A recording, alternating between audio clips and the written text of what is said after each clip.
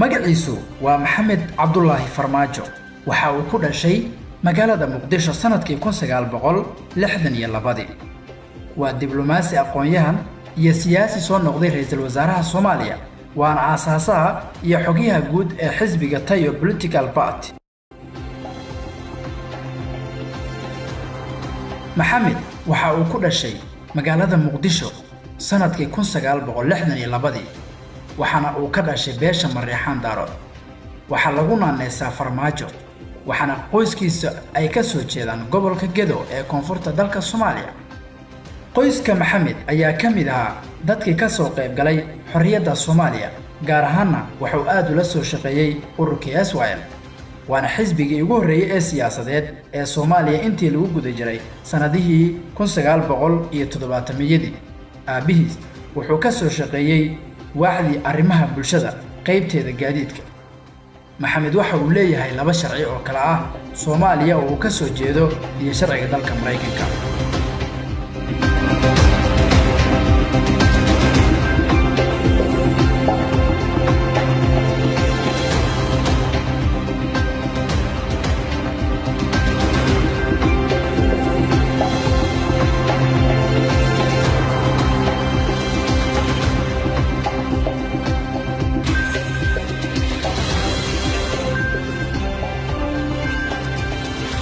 waxa iskuulka sare uga soo baxay Soomaaliya halka intii u dhaxaysay 1989 ilaa 1993 oo shahaadada bachelor degree ka qaatay jaamacadda Buffalo ee New York waxaana uu soo bartay culumta taariikhda. sanadkii 2009 waxa uu culumta political science ka soo qaatay isla jaamacadda Buffalo buugiisii ugu horreeyayna waxa ciwaan looga dhigay qorshihii US ee Soomaaliya laga bilaabo dagaalkii qaboobaa ilaa iyo dagaalkii loogu magac daray argagixisada la dagaalanka.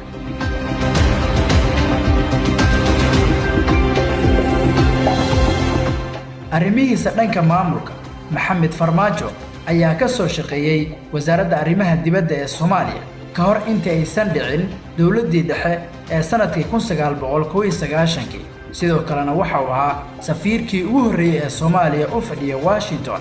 sidoo kale waxa uu la shaqeeyay ururo kala duwan oo xuquuqda bini'aadamka ah laga soo bilaabo sanadkii 1994 ilaa 1997 Maxamed Farmaajo ayaa loo doortay agaasimaha waaxda guriyeynta ee Buffalo.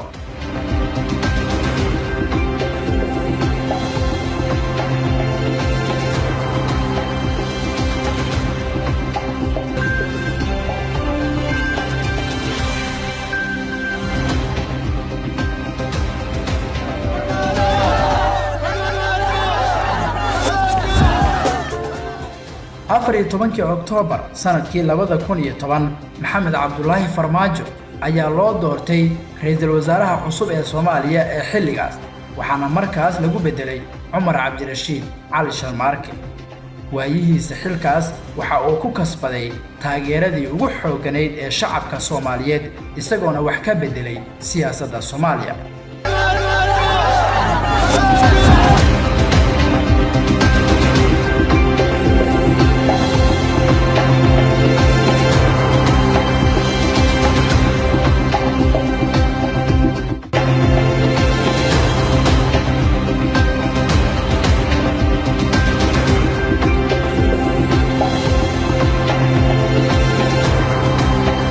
khilaaf xoogan ayaa ka dhex abuurmay gudoomiyihii baarlamaanka ee xilligaas Shariif Xasan Sheekh Aadan iyo madaxweynihii hore Sheekh Shariif Sheekh Axmed taas oo ugu dambeyn ay keentay in Farmaajo xilka laga qaado.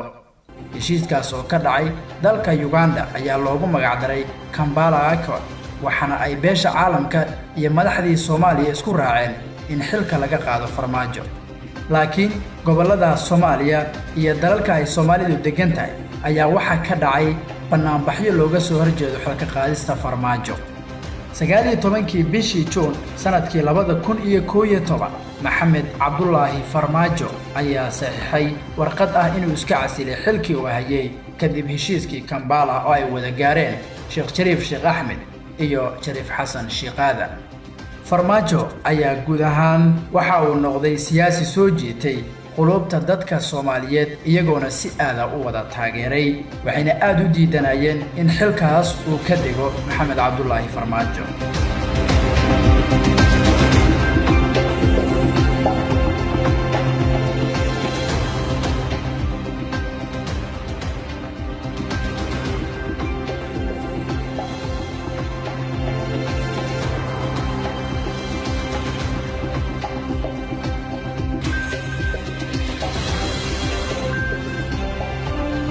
horaantii sanadkii 2012 Maxamed Cabdullaahi Farmaajo iyo qaar ka mid ah golihiisii hore ee wasiirada ayaa aasaasay xisbiga Tayo oo ah xisbi siyaasadeed waxayna xafiisyo waaweyn ka furteen dalal ay ka mid yihiin Mareykanka, Holland, Sweden iyo Ingiriiska.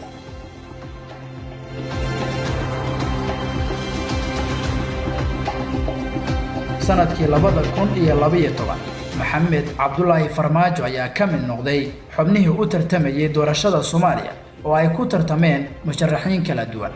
Farmaajo waxa uu haystay taageerada shacabka balse ma uusan haysan taageerada caalamka, taas oo keentay in looga guuleysto doorashadii madaxtinimo ee xilligaas oo uu ku soo baxay Xasan Sheekh Maxamuud oo wareegga ugu dambeeya isla soo gaareen Sheekh Shariif Sheekh Axmed.